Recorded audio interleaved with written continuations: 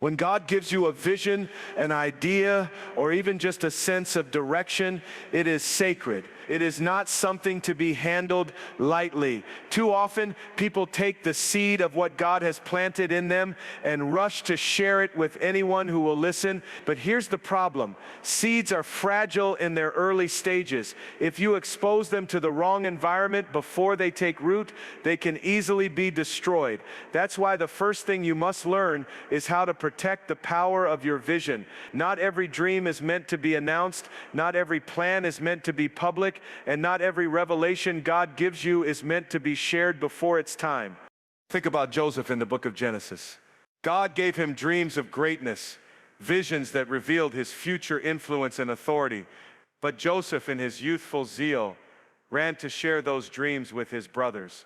And what happened? Rather than celebrating him, they became jealous. Their hearts turned against him, and his premature sharing of a divine vision set in motion years of betrayal and hardship. Now, God still worked it all together for good, but the lesson is clear. Not everyone can handle your vision, and not everyone should be entrusted with it.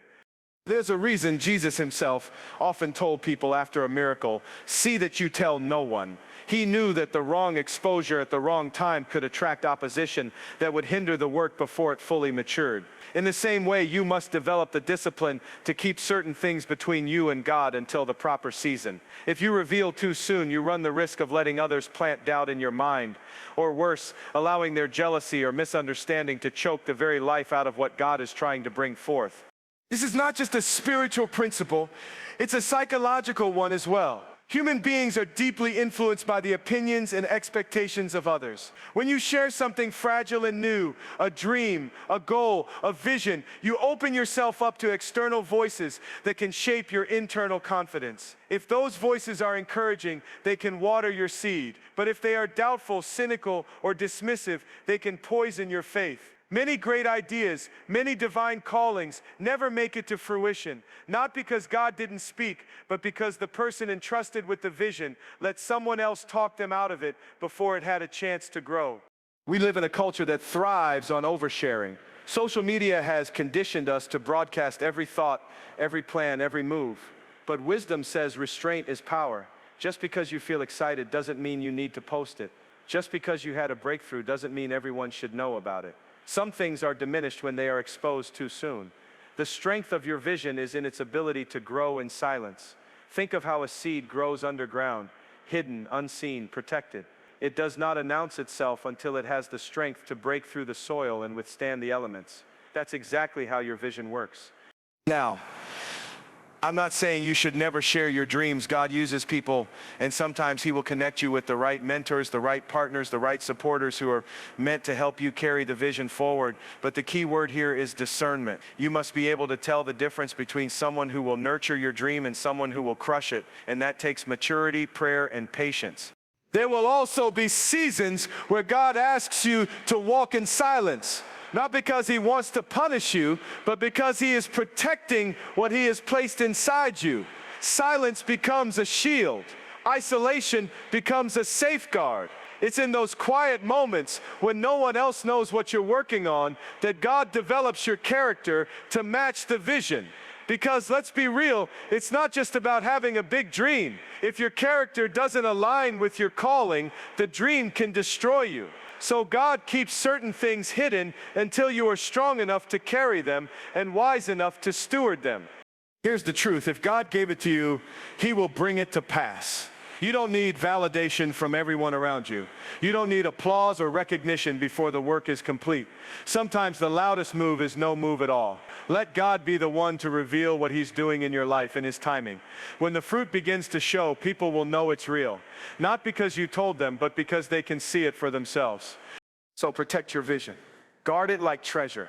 Not everyone needs access to your plans, your dreams, your revelations. Some things are too holy to be mishandled by careless hands. Learn to sit with God in the secret place, to let Him nurture what He has placed inside you, to trust that the time will come when it will be safe to reveal. And when that moment comes, you won't have to force it. You won't have to fight for it. The vision will speak for itself. If you remember nothing else, remember this. The seed of your destiny doesn't need exposure, it needs protection. And the ones who protect their vision are the ones who see it grow into something unstoppable. Closing statement: protect what God gave you, even if it means staying silent for a season, because what grows in silence will one day speak so loudly it cannot be ignored. One of the greatest mistakes people make in life is assuming that everyone around them has the capacity to handle the deepest parts of who they are. But the reality is, not every heart is ready to carry the weight of your struggles. Not every ear can properly hold your secrets, and not every relationship is built to sustain the rawness of your pain. There are certain personal battles, weaknesses, and insecurities that should never be carelessly exposed. Not because you should live in fear or shame, but because those pieces of you are sacred. And when placed in the wrong hands, they can become weapons used against you. Think about it. The same struggle that should make someone more compassionate toward you can, in the wrong person's mouth, become gossip. The same confession that should draw someone closer to support you can, in the wrong heart, be twisted into judgment or even manipulation. That's why discernment in what you share is not about secrecy, it's about wisdom. There is a difference between living authentically and living recklessly. Being real doesn't mean you reveal everything to everyone. Even Jesus, who was truth itself, did not entrust himself to all men because he knew what was in their hearts. If he, being perfect, was careful with his vulnerability, how much more should we? Some of you may feel weighed down because you've shared things with people who weren't spiritually or emotionally mature enough to handle them.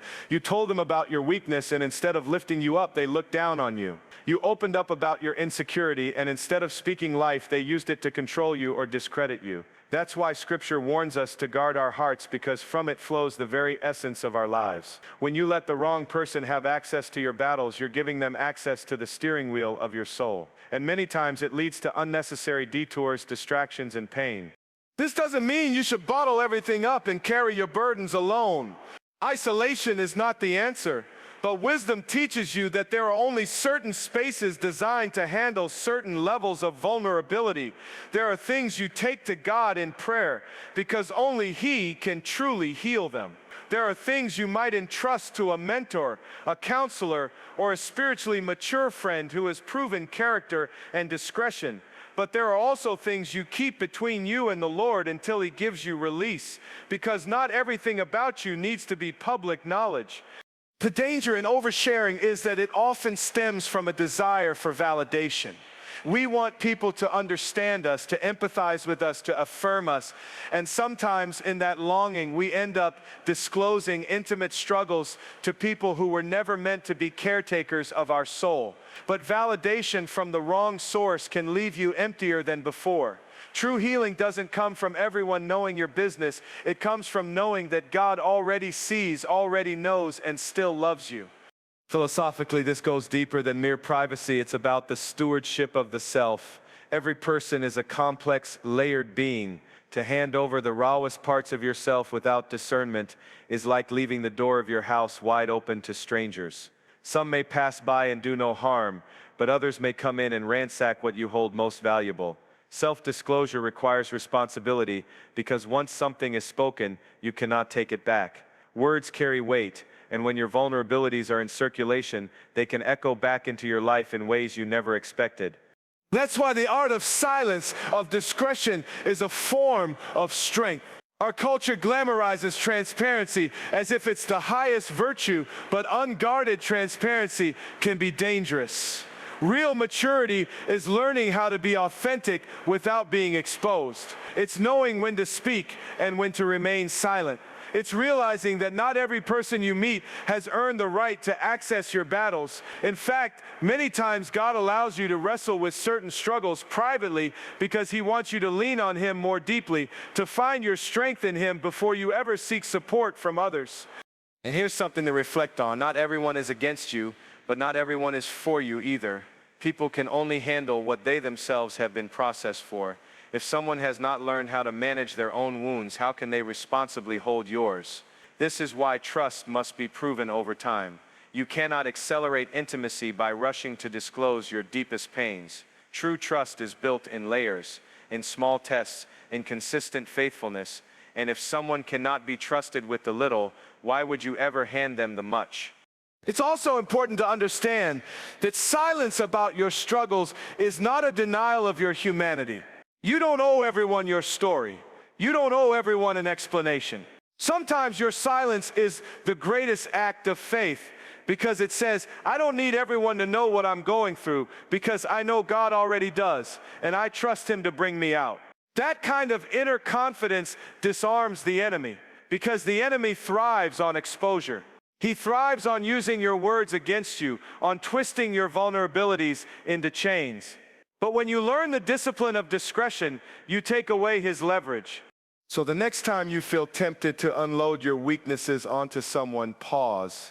Ask yourself, has this person earned access to this part of me? Do they have the character and maturity to handle it?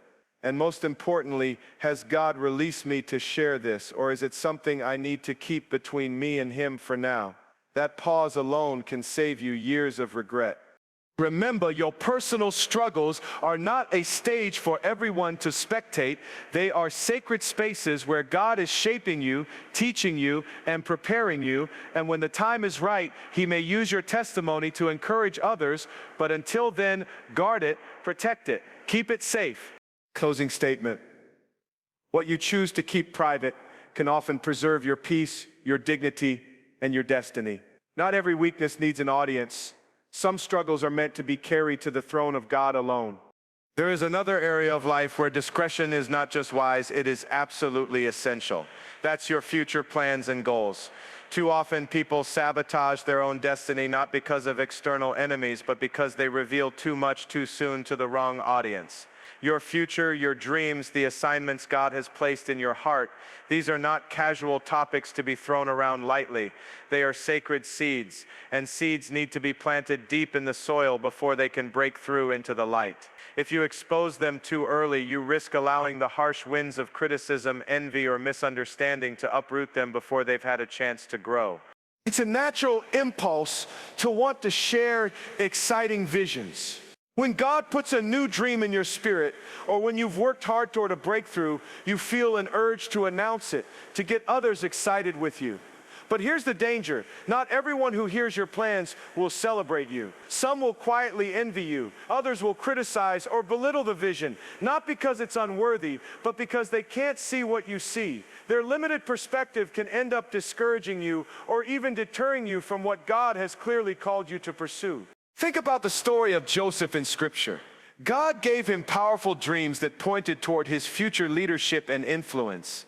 But Joseph, in his youthful zeal, shared those dreams prematurely with his brothers. Instead of supporting him, they became jealous, resentful, and even plotted against him. Now, God still brought Joseph's destiny to pass, but his openness to the wrong people accelerated conflict and pain in his life. That lesson still echoes today. Premature disclosure can invite unnecessary opposition. Just because something is true doesn't mean it's time to tell it. From a psychological perspective, there's also the principle of energy. When you speak about a goal before you've fully committed to it, you can trick your mind into feeling as if you've already accomplished something just by talking about it. You release the energy in words instead of using it to take action. That's why so many people announce their intentions boldly but never follow through. They've already burned the fuel in the excitement of sharing. The wiser move is to quietly build, to take consistent action in silence, and let the results speak when the time is right. Philosophically, this ties into the idea of stewardship. Your plans are not just yours, they are entrusted to you by God. To mishandle them through careless speech is to fail in stewardship. There is a time for proclamation, but there is also a time for protection. Every vision has stages. There's conception, where the idea is planted. There's incubation, where it develops in private. And then there's manifestation, when it's ready to be revealed. Too many people skip the incubation stage because they crave attention or approval. And as a result, they give birth prematurely to something that was never ready to survive in the open. This is why silence again becomes your strength. Silence is not weakness, it's strategy. It allows you to build without distraction, to move without interference, and to focus without outside voices clouding your judgment. When you keep your plans close to your chest, you give them room to grow free from the weight of other people's doubts. And when you finally do unveil them, they're no longer fragile ideas, they're realities that speak for themselves. But let's be honest. Sometimes the people who kill your dreams are not enemies, they're well-meaning family members or friends. They may love you, but their advice often comes from their own fears, limitations, or lack of vision. If Joseph's story shows us the danger of envy, countless other examples show us the danger of small thinking. That's why Jesus himself often performed miracles in silence, telling people not to speak of them yet.